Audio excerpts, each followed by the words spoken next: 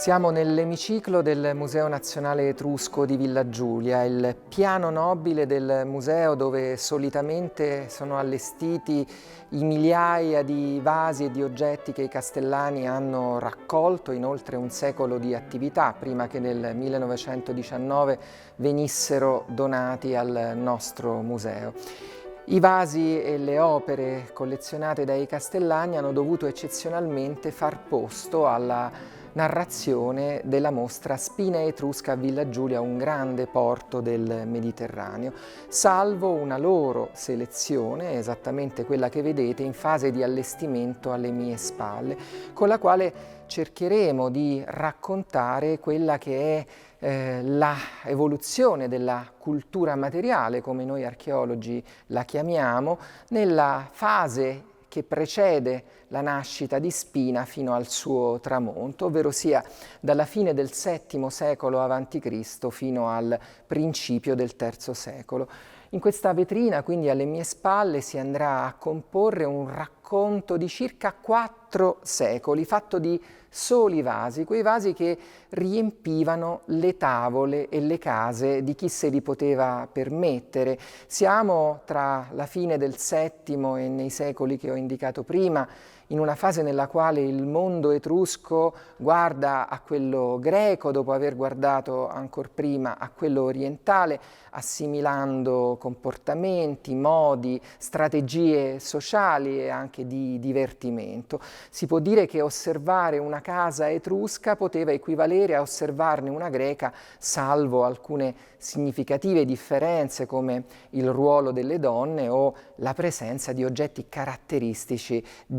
della nostra penisola e dell'area tirrenica. Gli archeologi, per ricostruire la dimensione temporale, però hanno bisogno appunto di queste evidenze materiali, anche piccoli frammenti attraverso i quali siamo in grado di comprendere la cronologia, datare il contesto e quindi andare oltre la superficie di vasi certamente bellissimi, soprattutto quelli alle mie spalle, con importanti figurazioni mitologiche. Tra i più antichi che abbiamo deciso di esporre vi posso mostrare alcuni vasi nella tecnica tipica prodotta a Corinto, con questa argilla verdastra, giallognola, caratteristica della ceramica corinzia e ben distinguibile rispetto a quella attica più tendente all'arancione, al rosaceo. E questi vasi prodotti a Corinto, importati in Etruria, cominciarono ben presto ad essere imitati dagli Etruschi. Siamo nella parte centrale e terminale del periodo orientalizzante, quando il mito colloca in Etruria l'arrivo da Corinto di Demarato, il padre o l'antenato di Tarquinio Prisco, il primo re etrusco di Roma, il quale porta con sé maestranze esperte nell'arte di plasmare l'argilla, architetti e pittori, rivoluzionando l'arte in Etruria. E noi tutto questo lo vediamo grazie al grande afflusso di questa ceramica che gli Etruschi iniziano subito a imitare in forma che riesce ad ingannare anche gli esperti a volte, tanto riescono ad emulare la ceramica originale. Sono teorie di animali fantastici, gli elementi narrativi non mancano come nella celebre Olpe Chigi. Al piano inferiore vediamo invece ceramica prodotta a Sparta come questo cratere laconico o prodotta nella Grecia asiatica, nella cosiddetta Ionia, come questi unguentari conformati a melagrana o a scimmia, e comincia ad affermarsi la prima ceramica attica, quella nella tecnica tipica a figure nere. I vasi di Atene si sostituiranno nel corso del VI secolo molto rapidamente rispetto a tutti gli altri loro competitors, sia per quella che è la cultura che Atene sa esprimere già dal principio del VI secolo, sia per la qualità di questa argilla che porta i ceramografi locali e i ceramisti a raggiungere delle vette artistiche in grado di gareggiare con le dovute proporzioni con la grande arte, quella ufficiale. Stiamo infatti vedendo oggetti preziosi, ma erano sempre oggetti di alto artigianato, di uso quotidiano durante importanti momenti della giornata come quelli legati al consumo del vino. I vasi a figure nere, diciamo, occupano gran parte del VI secolo. Manca però quella naturalezza che è data dalla colorazione della pelle, che nei vasi a figure rosse è più simile al modo in cui siamo abituati naturalmente a vederla. Gli artigiani però raggiungono comunque delle vette artistiche, Ezechias è uno dei più celebri.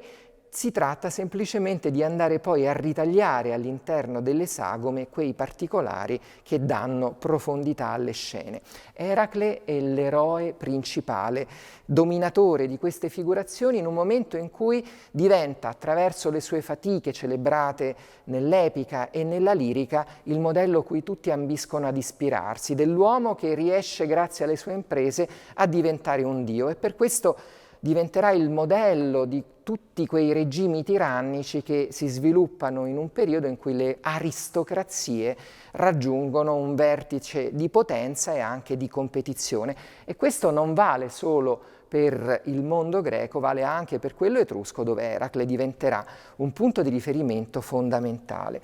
Fin qui, nascosto alle mie spalle, si cela uno dei vasi più belli, più commoventi di questa rassegna che abbiamo selezionato. È un Cantharos, cioè uno di quei vasi con le anse che di solito sono sormontanti, però con la particolarità che il suo corpo è sagomato, è come se fosse una scultura. Sono rari gli oggetti di questo tipo con volti femminili. I cantaroi con figurazioni invece sono più numerosi, ve ne sono qualche centinaia. La forma è simile anche a quella dei vasi che chiamiamo riton, configurati a testa di animale per bere ma che hanno una sola ansa. Qui la particolarità è di avere due splendidi volti femminili, simmetrici, compongono idealmente una figura a testa di Giano, no? Con un volto in avanti e l'altro dalla parte opposta. Una donna di colore, bellissima, con la sua pelle nera, traslucida, le labbra accentuate, i denti ben visibili, le labbra carnose, i capelli ricavati in modo quasi da fuoriuscire dalla superficie del vaso, e dall'altro lato una donna bianca, come siamo abituati ad autodefinirci, con la pelle del colore della superficie del vaso, probabilmente una Menade, una delle protagoniste del corteggio dionisiaco. Probabilmente chi ha ideato questo vaso intorno al 500 a.C. ha voluto interpretare una sorta di suggestione, perché siamo proprio nel momento di transizione fra la tecnica a figure nere e quella a figure rosse, che si fondono in questo oggetto attraverso il colore della pelle delle protagoniste di questo vaso. Quindi stiamo per assistere, l'abbiamo collocato proprio al centro, in un momento di grande evoluzione verso una nuova fase del linguaggio figurativo nella ceramografia attica. I vasi a figure rosse non sono stati ancora collocati nelle vetrine, aspettano di esserlo fra pochi minuti, sono qui sul tavolo di fronte a noi, ci mostrano delle scene di dialogo, l'offerta di un coniglietto da parte di uno spasimante ad un uomo più giovane. Erano pratiche comuni quelle che legavano gli uomini nel contesto simposiaco, ed erano anche legate alla loro paideia, alla loro crescita intellettuale e fisica, che poteva essere guidata da uomini più esperti ed adulti. E qui anche il mondo dell'atletismo, che era molto importante nel contesto greco e che sarà recepito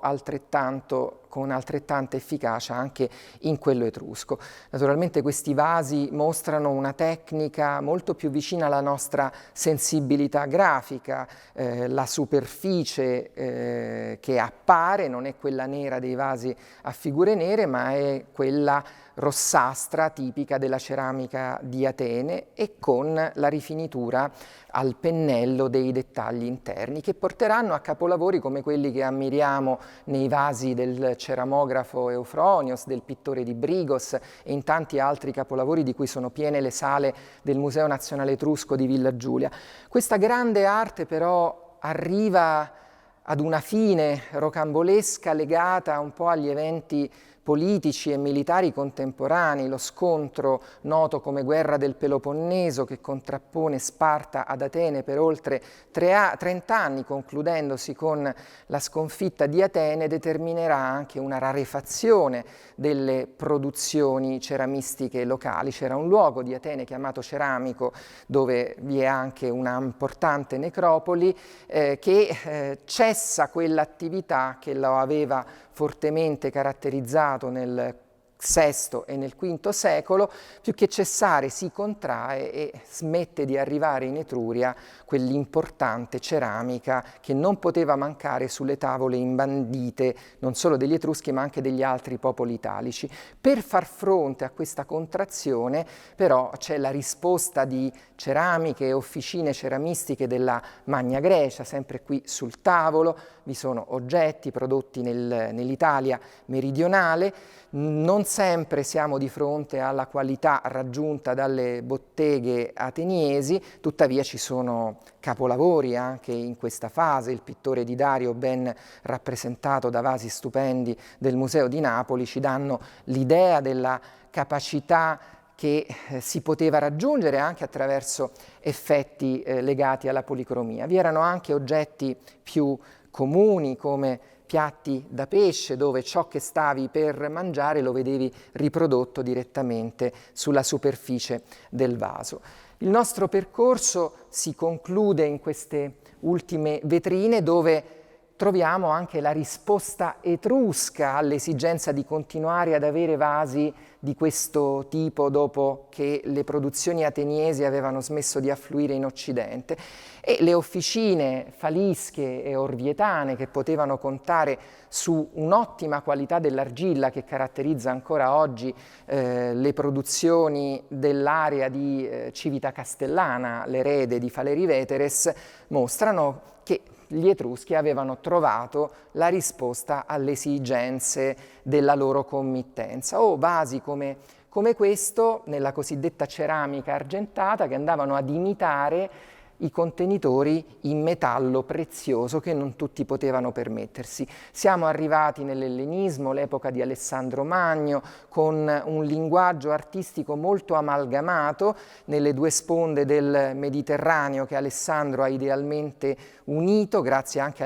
all'espansione del suo immaginario, e in questa fase comincia ad affermarsi una ceramica sempre ispirata a quella in metallo, la cosiddetta ceramica a vernice nera, che è rappresentata qui da questa brocca o anche da quel curioso maialino. Sono dei vasi prodotti, potremmo dire, quasi su scala industriale, molto ripetitivi, non sempre configurati come questi, ma sono le forme base del set che doveva servire nel corso del simposio, e da questi vasi poi si evolveranno diverse